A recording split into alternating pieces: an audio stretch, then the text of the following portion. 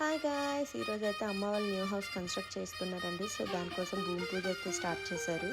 So మా అయ్యని వాళ్ళ అత్త మామతో కలిపి మంచిగా పూజలో అయితే కూర్చున్నాడు. అసలు ఎంత ఎండగా ఉన్నా సరే మా వాడు అక్కడి నుంచి లేవటం లేదు.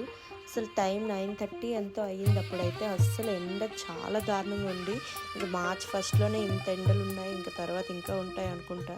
ఇంకా మంచిగా లక్ష్మీదేవి పూజ, గణపతి పూజ కంప్లీట్ అయ్యాక ఇంకా భూమి పూజ అయితే స్టార్ట్ చేశారు.